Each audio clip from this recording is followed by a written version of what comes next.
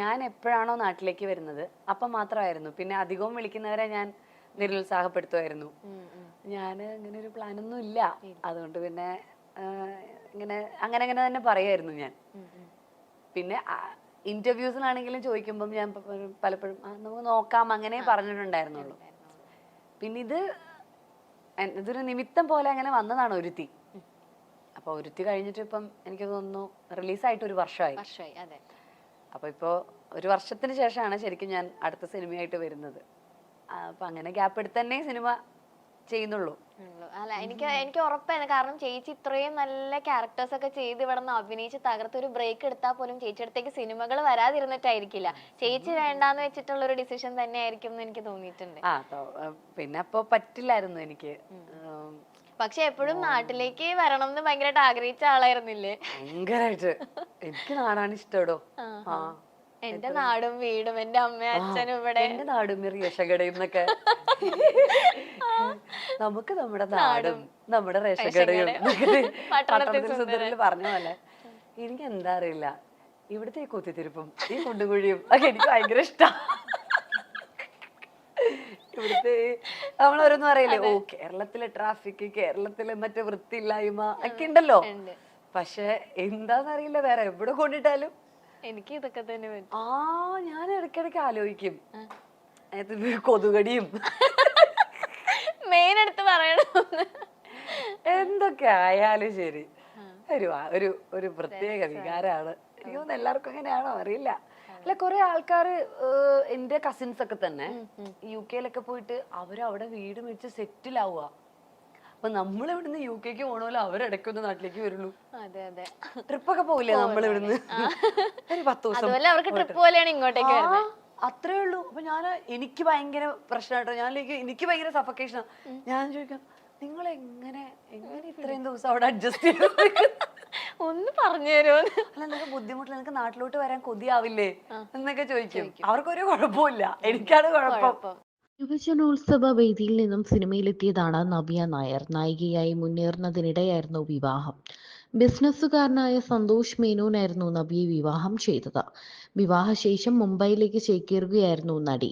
മകനായ സായ് കൃഷ്ണയുടെ വരവോടെ അഭിനയ രംഗത്ത് നിന്നും മാറി നിൽക്കുകയായിരുന്നു. ഇടവേളയിലിരിക്കുമ്പോഴും മനസ്സിൽ സിനിമയും നൃത്തവും ഉണ്ടായിരുന്നു എന്നും താരം പറഞ്ഞിരുന്നു. ഇടയ്ക്ക് ചില റിയാലിറ്റി ഷോകളിലേക്ക് അതിഥിയായി നവ്യ എത്തിയിരുന്നു. ഇതോടെയാണ് എന്നാണ് സിനിമയിലേക്ക് തിരികെ എത്തുന്നത് എന്ന ചോദ്യങ്ങൾ ഉയർന്നത്. VK പ്രകാശ് ചിത്രമായ ഒരുത്തിയിലൂടെയായിരുന്നു തിരിച്ചുവരവ് സാധ്യമായത്. രണ്ടാം വരവിലും കൈനിറയെ അവസരങ്ങളായിരുന്നു താരത്തെ തേടിയെത്തിയത്. കുട്ടിക്കാലം മുതലേയുള്ള ആഗ്രഹമായ നൃത്തവിദ്യാലയം എന്ന സ്വപ്നം മാതങ്കിയിലൂടെ സഫലമാക്കുകയായിരുന്നു നവ്യ. വീടിനോട് ചേർന്നായിരുന്നു ഡാൻസ് സ്കൂൾ തുടങ്ങിയത്. എതിർപ്പുകളെ മറികടന്നാണ് മാതങ്കി തുടങ്ങിയത്. തന്റെ സമ്പാദ്യമാണ് വീടിനും മാതങ്കിക്കും വേണ്ടി ചെലവഴിച്ചത്. വീടിനോട് ചേർന്നായതിനാൽ കൂടുതൽ സൗകര്യമാണെന്നും നവ്യ വ്യക്തമാക്കിയിരുന്നു. ഭൂകമ്പം വന്നാലും അവൾ അറിയില്ല എന്നൊക്കെ പറയും. ഉറങ്ങിക്കഴിഞ്ഞാല് അച്ഛനും അമ്മയും എന്ത് ബഹളാണെങ്കിലും ലൊക്കേഷനിലൊക്കെ വെച്ചിട്ട് രാവിലെ ഷൂട്ട് ഉണ്ടാവുമല്ലോ. സൺറൈസ് ഒക്കെ ആന്ന് പറയുമ്പോഴത്തേക്ക് നേരത്തെ പോകണം. അപ്പൊ രാവിലെ എന്നെ കുത്തി ഉണർത്തു അച്ഛ 5 മിനിറ്റ് വീണ്ടും ഉറങ്ങും. വീണ്ടും 5 മിനിറ്റ് കഴിയുമ്പോ ഞാൻ അച്ഛ ഒരു 5 മിനിറ്റ് കൂടെ കഷ്ടമുണ്ടെന്നൊക്കെ പറഞ്ഞ് കരഞ്ഞ് 1/2 മണിക്കൂർ എടുക്കും. എന്നെ ഒന്ന് പൊക്കി പിന്നെ ഒന്ന് തന്നെ കുത്തി തിരുക്കി പല്ല് തേപ്പിച്ച്. ഇതൊക്കെ വലുതായതിനു ശേഷമാണെന്ന് നിങ്ങൾ ആലോചിക്കണം. ഇപ്പൊ കുട്ടികളൊക്കെ ഒറ്റയ്ക്ക് സിനിമയ്ക്ക് പോകുന്ന അഭിനയിക്കുന്ന സമയം അന്ന് അച്ഛൻ്റെ അമ്മയുടെയും കൂടെ പോയി അരുത്തിയെല്ലാം കാണിച്ച് ഞാൻ അഭിനയിച്ചോണ്ടിരുന്നത്.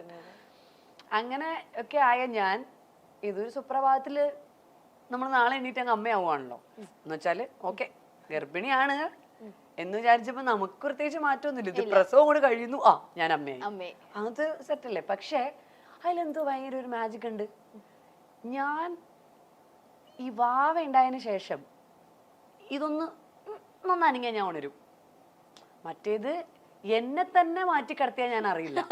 എന്നിങ്ങനെ പൊക്കിയെടുത്ത് മറ്റേ ലാസർ മുതലാളിയെ കൊണ്ടുപോയില്ലേ ഫ്രണ്ട്സില്, അതുപോലെ കൊണ്ടുപോയാൽ പോലും ഞാൻ അറിയത്തില്ല.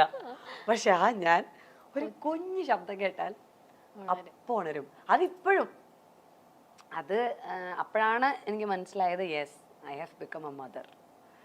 അവിടെയാണ് ഞാൻ അമ്മയായി എന്നുള്ളത്. അല്ലാതെ എൻ്റെ ഒരു കാര്യത്തിൽ അമ്മയൊന്നുമില്ല. പക്ഷെ ഇങ്ങനെയുള്ള ചില കാര്യങ്ങൾ വരുമ്പോൾ, അല്ലെങ്കിൽ അവന് വിശക്കുമ്പോൾ, അവൻ്റെ കൂടെ എവിടെയെങ്കിലുമൊക്കെ ഞങ്ങൾ ഒരുമിച്ച് ചെറുതായിരിക്കുമ്പോൾ പോകുന്ന സമയത്ത് ഞാൻ അവന് വേണ്ട എല്ലാ മീലുകളും കഴിച്ചില്ലെങ്കിലും ഒക്കെ എൻ്റെ കയ്യിൽ പ്രിപ്പയർഡ് ആയിരിക്കും. അതൊക്കെ ഞാൻ അമ്മയായതിൻ്റെ ഭാഗമായിട്ട് എനിക്ക് ഞാൻ പോലും അറിയാതെ വന്ന റെസ്പോൺസിബിലിറ്റീസാണ്. ഉള്ളിൽ നിന്ന് വന്ന ഉറക്കത്തിൽ വന്ന റെസ്പോൺസിബിലിറ്റിയാണ് എനിക്ക് മനസ്സിലാകുന്നത്. എനിക്ക് അൺബിലീവബിൾ ആയിട്ടുള്ള ഇപ്പൊ ഞാനൊരു ചെറിയ അനക്കം കേട്ടാലും ഉണരും. യൂട്യൂബ് ചാനലിലൂടെയും നവ്യ വിശേഷങ്ങൾ പങ്കുവയ്ക്കാറുണ്ട്. കരിയറിലെയും ജീവിതത്തിലെയും കാര്യങ്ങളെക്കുറിച്ചുള്ള തുറന്നു പറച്ചിൽ ശ്രദ്ധേയമായി മാറാറുണ്ട്. വീട്ടമ്മ ഇമേജിൽ നിന്നും മാറി കരിയറും സ്വപ്നങ്ങളും തിരികെ പിടിച്ചതിനെക്കുറിച്ച് വാചാലയായുള്ള അഭിമുഖം ശ്രദ്ധേയമായിരുന്നു. എർത്ത് ബൈ നവ്യ എന്ന ക്ലോത്ത് ബ്രാൻഡുമായും നവ്യ സജീവമാണ്. കഴിഞ്ഞ ദിവസമായിരുന്നു ഇതേക്കുറിച്ച് തുറന്നു പറഞ്ഞ് രംഗത്തെത്തിയത്. ഇതൊരു ബിസിനസ് സംരംഭം മാത്രമല്ല, എന്നെ സംബന്ധിച്ച് എൻ്റെ യാത്രയുടെ പ്രതിബിംബമാണ്.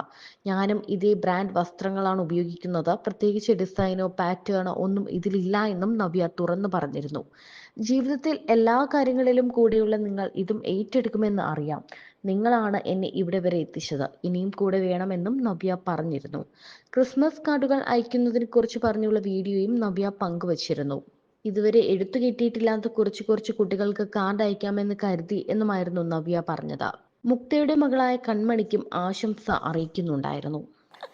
ഞാൻ ഇടയ്ക്കിടയ്ക്ക് മറ്റേ ചേച്ചി വയ്ക്കില്ലേ, ഇത് ക്യാമറയിലൊന്നും വരത്തില്ലല്ലോ അല്ലേ എന്ന് പറഞ്ഞാൽ ഞാൻ ഇടയ്ക്കിടയ്ക്ക് ഉറക്കം വരുന്നില്ലല്ലോ അല്ലേ.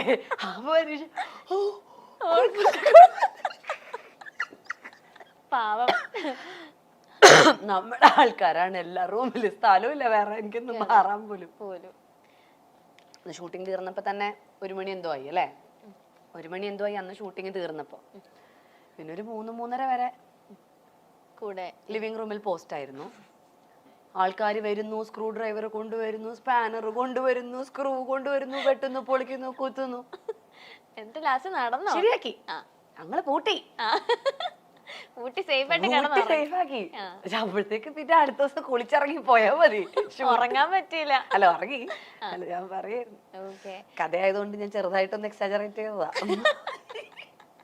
കഥയല്ലേ, എക്സാജറേറ്റ് ചെയ്യാലോ. പിന്നെ ഓക്കെ, ഈ സെറ്റില് ചേച്ചി കൂടുതൽ അലമ്പായിരുന്നു തോന്നുന്നു. ഓരോ സെറ്റിലൊന്നുമില്ല, ഞാൻ ഫുൾ അലമ്പ.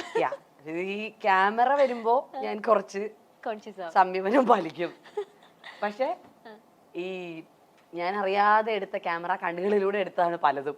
ഞാൻ അറിഞ്ഞിട്ടില്ല അവരുടെ ക്യാമറ ചലിക്കുന്നുണ്ട്. അതുകൊണ്ടേക്ക് ഞാൻ വളരെ മാന്യമായിട്ടായിരിക്കും.